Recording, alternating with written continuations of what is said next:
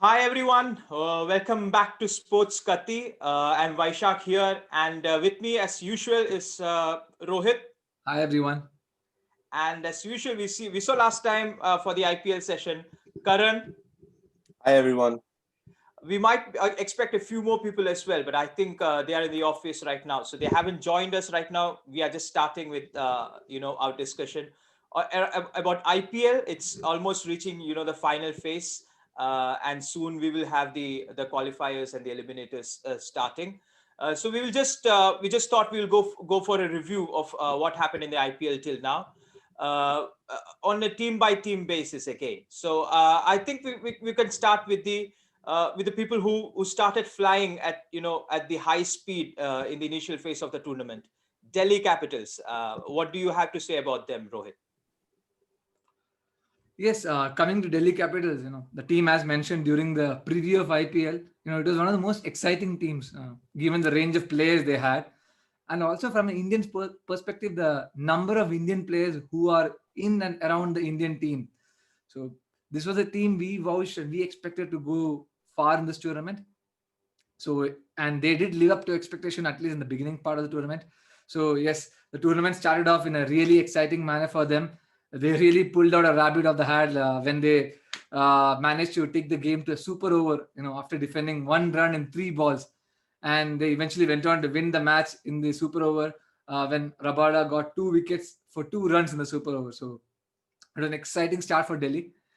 In the next 5 matches, they went on to register 4 more wins, and that one loss was coming against Sunrisers Hyderabad. Something to note in those matches was that Prithvi Shaw notched a couple of 50s in this time.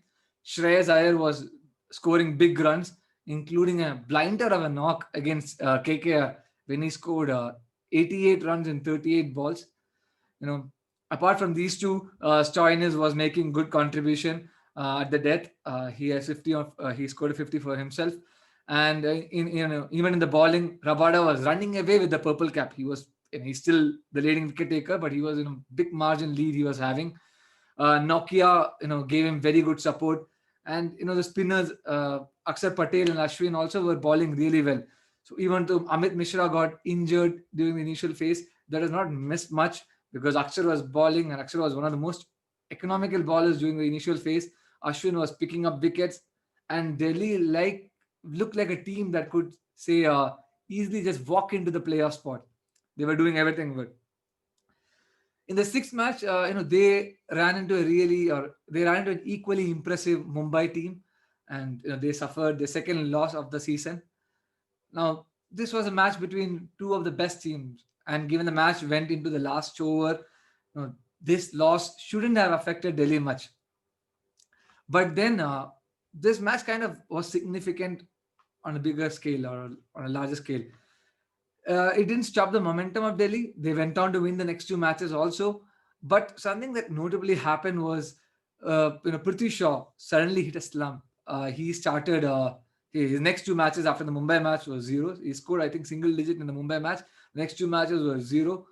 Rishabh Pant got injured, and Rishabh Pant is a key cog in that batting lineup because he's a wicketkeeper batsman who bats at number 4 and number 5. So now when he got injured, what happened was they have to now replace, and now his replacement wicketkeeper was Alex Carey. Now what that means is it's an international spot, so that means they have to drop Hetmeyer. So it affected the batting lineup. So these two things happened. Yes, Shikhar Dhawan found some form during this time, and he eventually became the first player in the history of IPL to score back-to-back hundreds for the team. But the team was not looking the same. The batting was struggling. That is clear. And if not for Shikhar Dhawan, they could have suffered more losses. The 2 wins which they did after the Mumbai loss, that also was on Shikhar, especially the second one because Shikhar carried them and scored a century while chasing, and that was the key reason why they won the match. And in the next match when they lost, even Shikhar's century was not enough to help Delhi win the match. So that just showed the magnitude at which the rest of the batting was struggling, and that highlighted. And as the matches progressed, the following 2 matches after that against KKR and Hyderabad, things got much worse. In those two combined matches against KK and Hyderabad, the team scored 260 runs or so. I think they scored 135 and 131 or something like that. So 260 odd runs they scored combined. And that just shows how poor the batting fell off from there. And now not just the batting. By the time, not just the batting, when the bowling completely fell off. The bowling, Rabada, Nokia, Akshar Patel, Ashwin, the threatening or what do you call the big four of bowlers suddenly went off. In those two matches, they conceded over 400 runs. And that just shows they were leaking runs in the bowling, they were not scoring runs in the batting, and the team looks completely, like, I would say, lost. That's what situation where they are now. But then these things are not uncommon in IPL. We have seen this happen. We have seen teams going in, starting, or having good momentum, playing well, and suddenly going into a slump. So this has happened before. But what really matters is how fast they can recover from it, and that is what actually decides. How fast a team can recover from a slump is what decides whether they can qualify into the knockouts or not. And Delhi is now in that position where they are now at the doorstep. They are 14 points so far, so they are the doorstep of qualifying into the knockouts. They just need still one game from the remaining two matches, so it's everything is still in their hands. So all they need to do is win one match. But they need to pull up, they need to get their act together. So that is important. They need to get it as soon as possible. Their next two matches are against Mumbai and RCB, two of the other big teams in the tournament, or informed teams in the tournament. So it's not going to be easy for Delhi, but they have the potential, and they will need to step up now and change their fortune.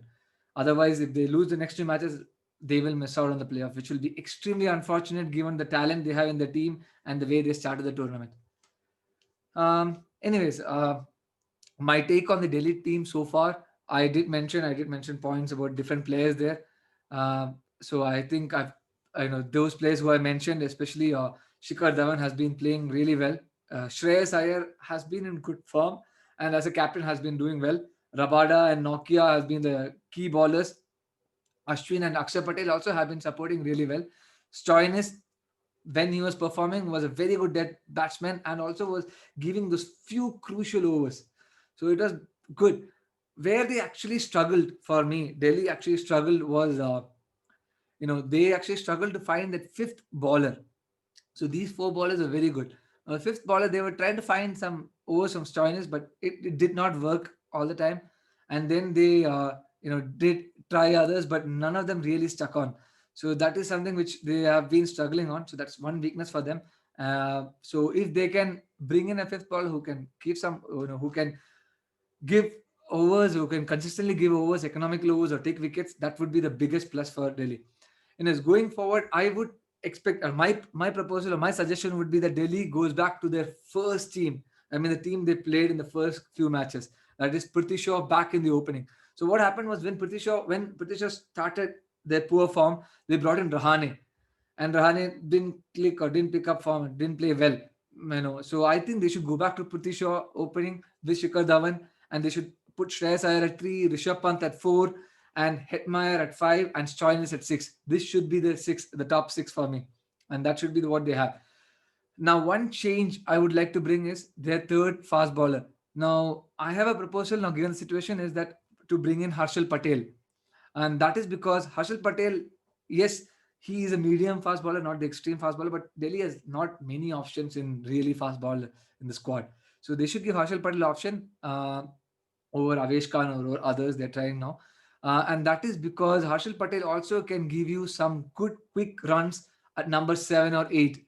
And so that means that it'll extend that batting lineup. So batting has been struggling a bit. So you put Harshal Patel there, it'll extend the batting lineup. So I believe they can put Harshal Patel as their third or fifth bowler. You can call third fast bowler or fifth bowler, and bat him at number 8. It'll extend the batting lineup and give a better all-round squad. So that's my proposal for Delhi to go forward. Another option I would think about is playing Green. Now, yes, he was given a chance, or he was given a couple of chances, but he did not really perform. But maybe, given the situation that the pitches are tending to slow down a bit, maybe Green can be an option in place of, say, someone like Hetmeyer. So that can be something can be thought about. But I would start off with Hetmeyer at least for next match, and then if Hetmeyer really fails, and then we'll see whether to have Green. So that is my team going forward, and that's what I expect from Delhi. Thank you. So that was a good review of Delhi Capitals. And now let's move on to Mumbai Indians. I think Rohit is wearing the Mumbai Indians jersey, but I think Karan has prepared more to talk about Mumbai Indians. Is the real Mumbai Indian fan, I guess. So can Karan start with it? Yeah, thanks, Vaishak. So I think it's the right time to talk about the table toppers. They've been consistent throughout the season so far. But I would just like to take you through what's happened throughout the season.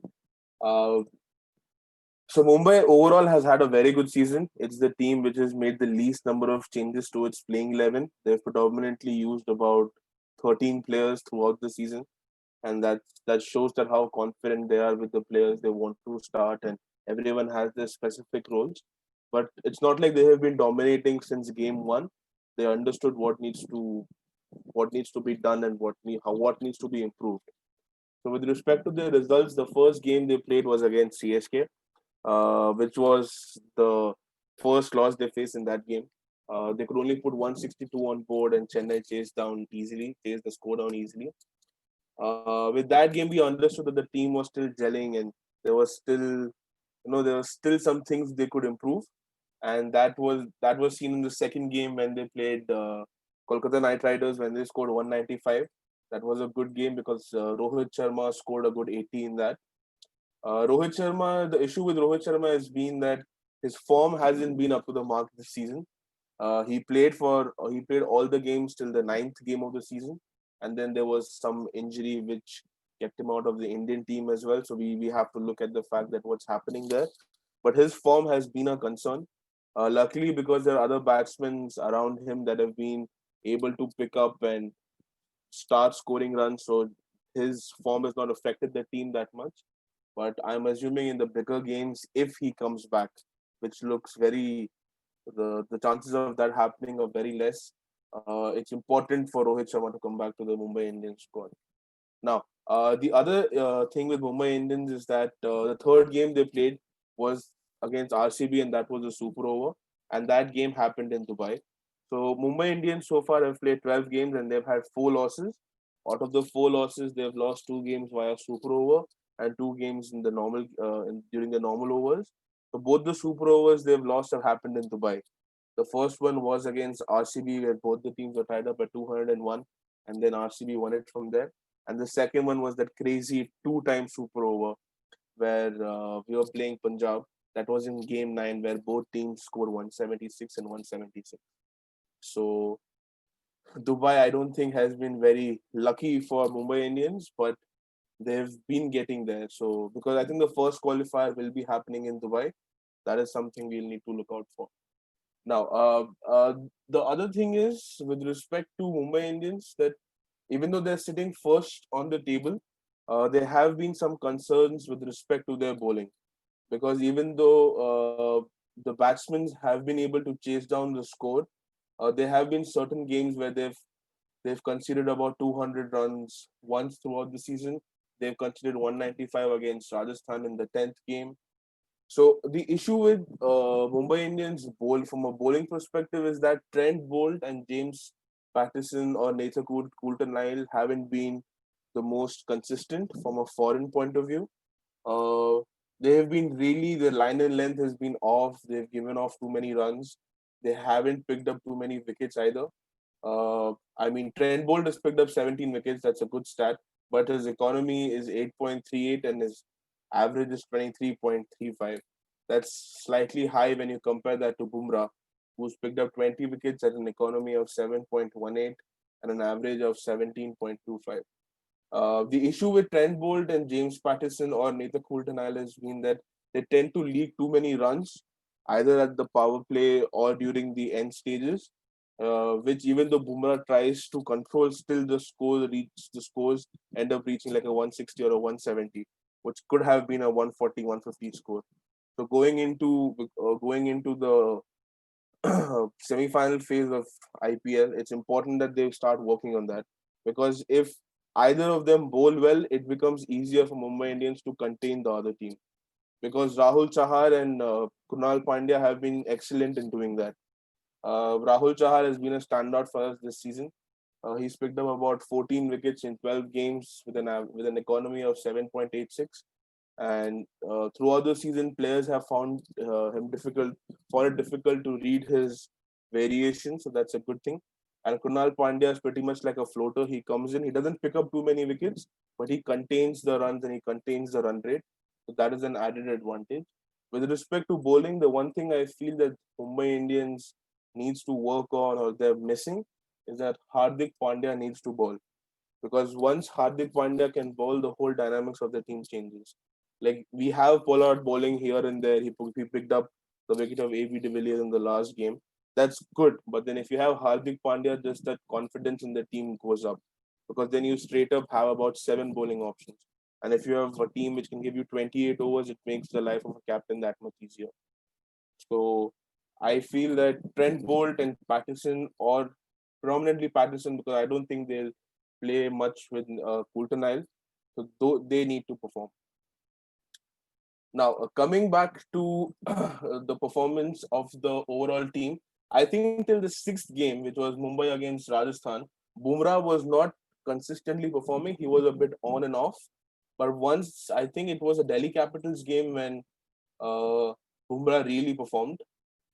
Good thing is, with Bumrah, initially it was a bit hard for him to get the wickets. But later on in the stage, by I think by game 8, he was able to get into the form and pick wickets for us. So that was a added advantage for Mumbai Indians, and not just Indians, Mumbai Indians, for the Indian national team as well. Because Bumrah is really important with respect to the Mumbai Indians team as well as the Indian team. Now, to give an overall view of the season, Mumbai Indians has pretty much done everything you can ask them to do. They've had a few losses. They've both their losses predominantly happened because of one loss happened because of a weaker bowling attack, and the first loss against Chennai happened with respect to a weaker batting performance. Right. Other than that, the team has been pretty much even. I don't consider the super overs to be a loss because that could have gone either ways. But other than those two major losses in 20 overs, Mumbai Indians have done everything perfectly fine. They've they have they've fielded well, they've batted well, they've bowled well. Quinton de Kock has been really impressive with respect to a batting perspective. Because Rohit Sharma wasn't performing, it was very important for someone else to get runs at the top, and that was done by Quinton de Kock. Because up till the 9 games that Rohit Sharma played, I've Quinton de Kock scored about 4 half centuries. So that's a good stat, and that shows that he has been in some good form, and he's also the highest run getter for us this season. He scored about 392 runs in 12 innings with an average of 39. But I feel from a batting perspective, the standout performer for us this season has also been Surya Kumar Yadav, because he scored about 362 runs and he scored 3 half centuries. So sometimes when Quinton de Kock or the openers aren't performing, it becomes very important for someone like Surya Kumar Yadav coming in at 3 and making sure that the whole game is seen through, so that the chase happens. Or if they're batting first, we put a good total on the board. So from that perspective, Surya Kumar Yadav has been really impressive.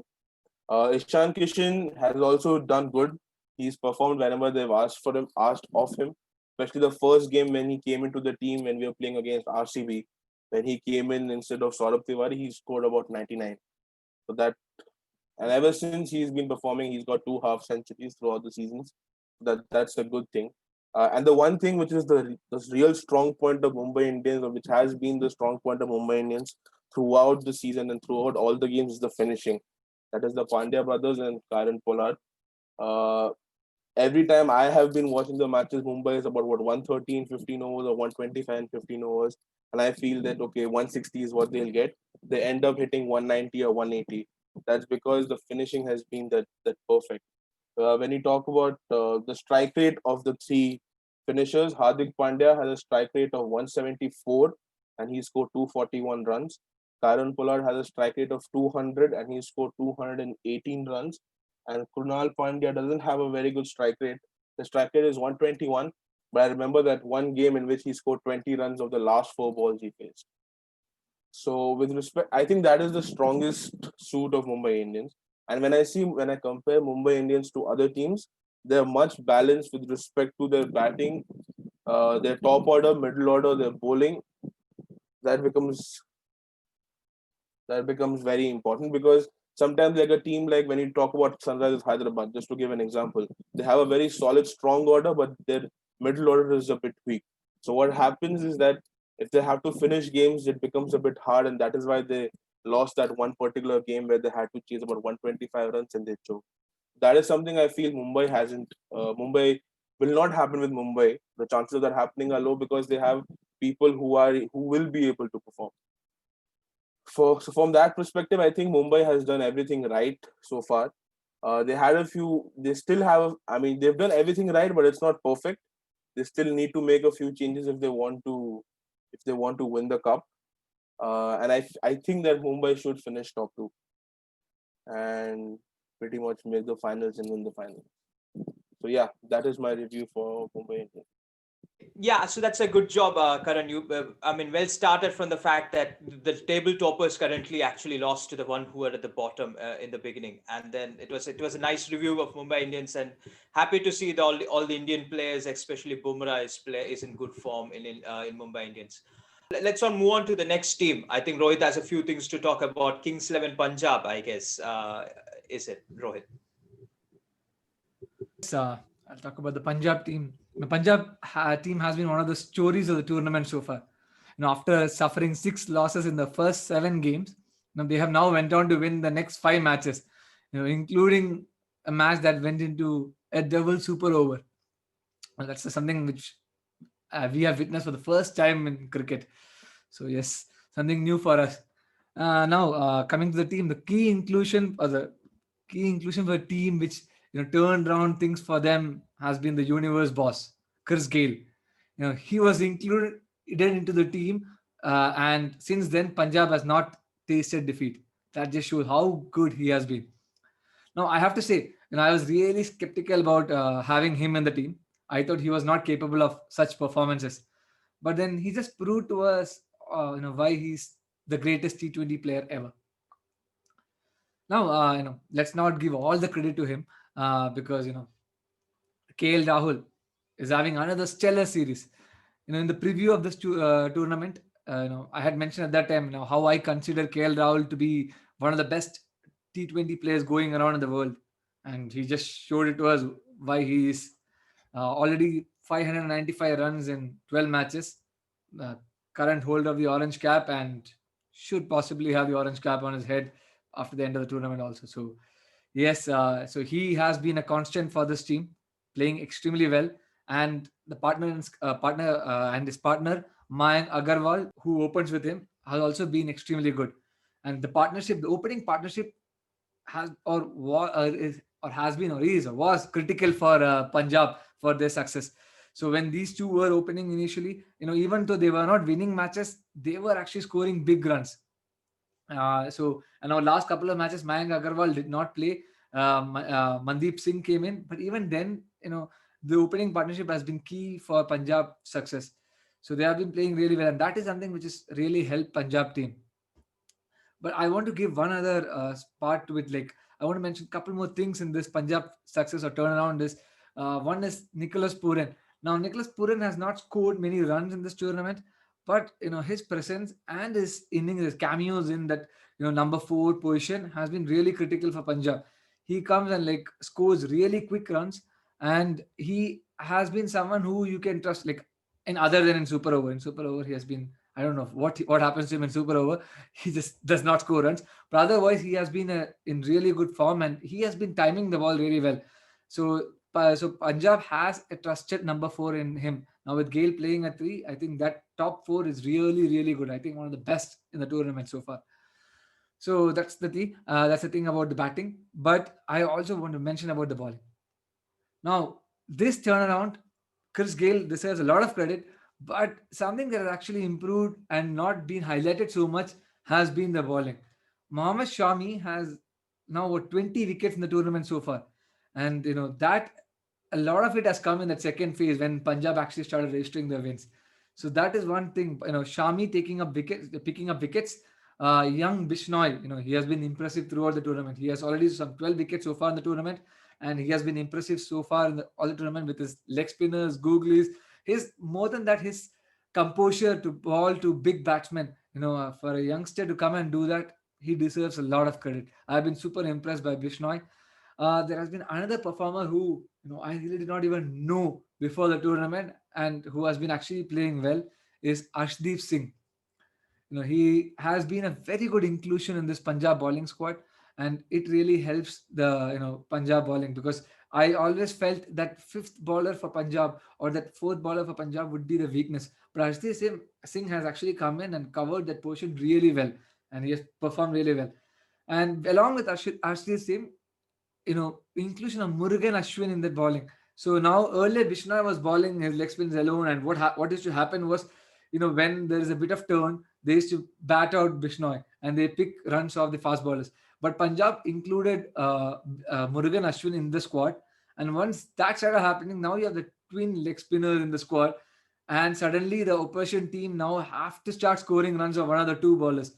And to be fair to Murugan Ashwin, he has been actually a bit lucky, because batsmen have actually tried picking him, on, and credit to him, he has taken the wickets. He already has 9 wickets in 7 matches or so what he has played. So he has been actually up there in the wickets column.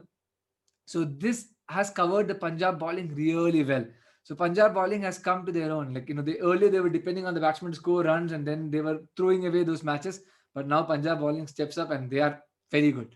So that is something which I feel Punjab has now really picked and put things together and playing well. Now, going forward, they still have some small problems in the team. One thing that really stands out is the form of Glenn Maxwell. Glenn Maxwell so far, what is Glenn Maxwell famous for?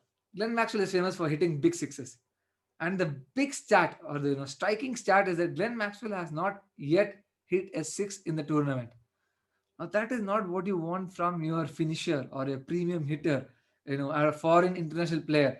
You are having him the team to make big impact, and he has not made that in over 12 matches. That's extremely poor from him. He has done a bit from the bowling front, a couple of matches where he's bowled average, I would say, at best, but nothing great to write about. But at least it's contributed something. But from batting point of view, nothing, and that has been hurting Punjab a bit. Similarly, the other option, the alternative for Glenn Maxwell, the alternative for him is Jimmy Neesham. And now Jimmy Neesham also has been poor so far in the tournament. Yes, he has not got that many chances, but when he has played bowling or batting, he has not played well. So that is the problem which Punjab is facing now. They do not have that number 6 batsman. And that is where I have a proposal, or my suggestion, going forward, what the Punjab team should do. They say you shouldn't make changes to a winning team. I completely agree to that, and I understand that. But then, Mayank Agarwal has not been playing a couple of matches. I think he's fit enough to come back into the team. I really don't know what is up with him. But if he's fit into, he will come back into the team. That means he'll slot back into the opening position. So that means he and KL Rahul open the batting. Gale will be number 3 now. Pooran will be at number 4. Mandeep Singh should come at number 5 now, because he has been playing well as an opener, and I see his form has been good. So he should slot at number 5. So when he comes at number 5, now number 6 is Maxwell's spot. I want to remove Maxwell from there. I want Huda. Huda has not done anything wrong at number 6. Yes, he has not contributed much to the bat, but because he has not got many chances with the bat, to be fair to him. So let's give Huda the number 6 position. Okay, because anyway, you can't be worse than what Maxwell has been doing so far. So let Huda at number 6, Jordan at number 7, and I want to include Mujib at number 8. Now that inclusion, I'll tell you, explain to you why. Now when Mujib comes at number 8, what that means is, Mujib is someone who can help you with opening overs. He can open the bowling. So far, we have been forced to open with, Punjab has been forced to open the bowling with Shami and Arshdeep. Now, Arshdeep has bowled really well during the death overs. Credit to him, he has bowled well during the death overs. And, so now if Mujibur Rahman comes in, he can bowl those opening overs with Shami and give some slack to give overs of Arshdeep in the middle and the death. So he can bowl death overs with Shami. That will benefit it. And that will extra bowling option completely. So now you will have 3 frontline fast bowlers and 3 frontline spin bowlers in your hands. So depending on the match situation, depending on who is getting hit, because you're playing two leg spinners, right, in the team. So not every day the two leg spinners are going to click. There'll be a day when these players are going to get, tonked everywhere. So if that is the case, then you can always go for, avoiding overs from one leg spinner. So that is something which they can look into. So I feel playing Mujib over Maxwell should be the way to go. And that's what I think the team should be thinking of doing now. But that's other than that, I think the Punjab team has been in really good momentum and playing really well, and I expect them to carry on this momentum and go make the playoff. So because they have a decent run rate compared to other teams trying to make the playoffs. I'm not talking about the top three teams, but other teams. So even if it's one win, they can still make the playoffs. But with the current form they are in, I wouldn't be surprised if they win, if they make two wins and they make the playoffs comfortably. So that's pretty much it from me for the Punjab team. Yeah, that was a good review about the Punjab team, and especially we have to also consider that Maxwell just came out of a depression, and probably that is affecting him as well. So maybe that's the reason. I mean, a few more chances are given to him. Maybe that he can get his form back. It would might be good for Punjab in the long run. Now let's move on to the next team. I think that could be Rajasthan Royals. Is it, Karan? Yeah. So thanks, Vaishak. I'll just talk a bit about Rajasthan. So I'll just give a brief about the season so far. Rajasthan sits seventh on the table so far. They've played 12 matches. They've won five of them. They've lost seven, and they have a net run rate of minus 0.505. Now, the key issue, which I think why Rajasthan has underperformed this season, is that the team is set up in such a way where they depend a lot on their foreign players. And when I say foreign players, their four main foreign players are Steven Smith, Ben Stokes, Josh Butler, and Jofra Archer. Now, the issue is Ben Stokes did not come into their team for, I think, the first six games, and the first seven games Rajasthan played, they lost, I think, five of them. They won the first game against Chennai, but then they went on a losing streak where they lost five games on the trot. And Ben Stokes was missing in all those five games. And the team was a mess in those five games. They didn't know who to open with. They didn't know where Butler should bat. They didn't know where Smith should bat. They were trying Jaiswal, Sanju Samson. He really played the first game really well. He scored about 100 there, but after that he was underperforming. So those five losses where they weren't able to figure out what needs to be done to the team or how to go about it is what cost them the season so far, because they had five losses out of five games in that stretch after winning the first game, right? Now that is the issue if you are over dependent on your foreign players or especially one player, because they tried Tom Curran, they tried Andrew Ty, they tried Varun Aaron. They just couldn't get their playing level. So that is something which once Ben Stokes came back, it became a bit figured out. And it's not like when Ben Stokes came back, the things were pretty much even. Like it's not like when Ben Stokes came back, because he also came back from a personal issue from New Zealand and he was also not in the best form of his life. So that also became hard for them. But coming back to the season overview, the biggest issue for them has been that their three foreign players haven't been performing. That is Steven Smith, Ben Stokes, and Josh Butler. They haven't been performing with respect to the fact that they are not able to chase down runs, they're not able to score runs.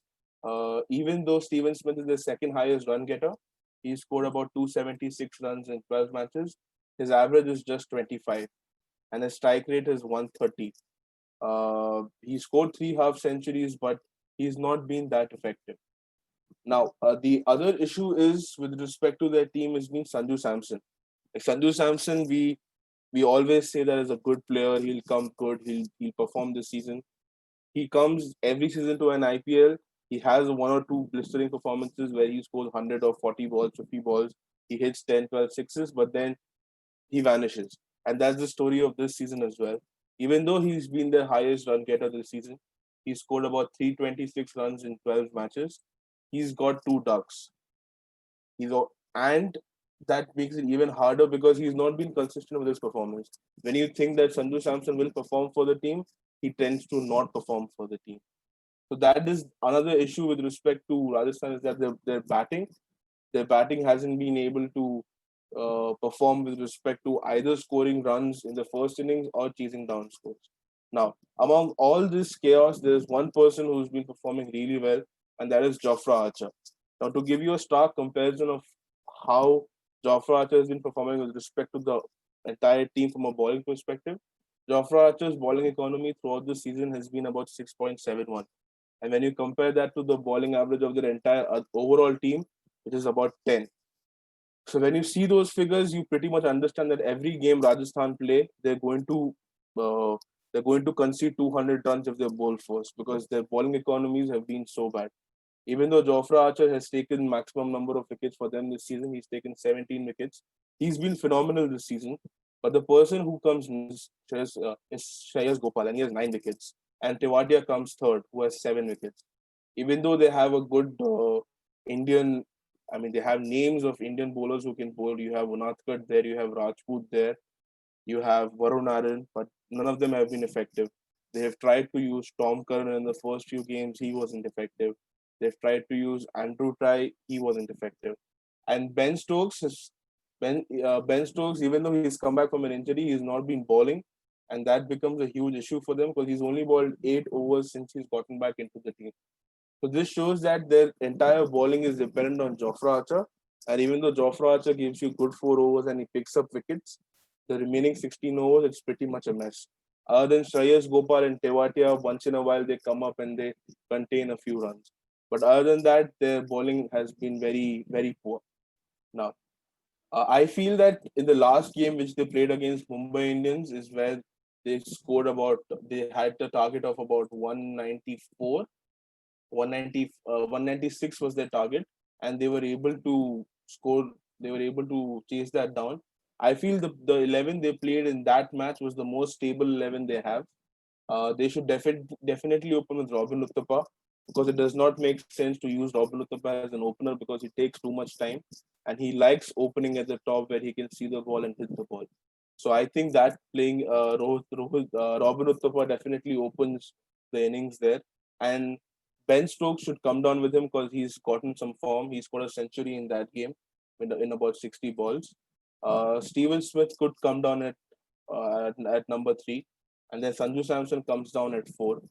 And then you have Butler, Rian Parag, and Tewatia finishing off the innings. I feel that Butler needs to perform more in the next 2 games, because if Rajasthan have any chance of qualifying, they have to win their next 2 games in which they play Punjab and KKR. And if they win it by a bigger margin, it can uh, help them improve their net run rate as well, which is minus 0.505. So they have, with Butler, Parag, and Tewatia, they have a good finishing. They have a good lower order, and then you have Archer who can come and taunt a few. If they feel that at some point of time they need early runs, they can also push Archer up the order. Definitely, they don't need to bat him at number 7, number 8. And then you have Shreyas Gopal, Ankit Rajput, and Kartik Tyagi. I would also like to talk about Kartik Tyagi. Kartik Tyagi has had an okay season. He's played about 8 games and he's picked up about 7 wickets. But he's been a bit expensive since this is his first IPL. Maybe down the line, over the years, he will definitely improve. But Kartik Tyagi has been a find for them, and I think that is something they should invest in with respect to the next few seasons. But yeah, other than that, they also need to find someone who can be the second Indian bowler, because second Indian pace bowler, because Ankit Rajput has not been able to do the right job, because in the last game as well he gave about 60 runs in 4 overs, and his economy and average has been really poor. So they need to find a replacement for Ankit Rajput. They might want to go ahead with Unadkat or Varun Aaron, or if it's a slower pitch, they could try a spinner as well. But I think the 11 they played against Mumbai Indians, in which they chased down 196, is their most stable 11 they've had this season.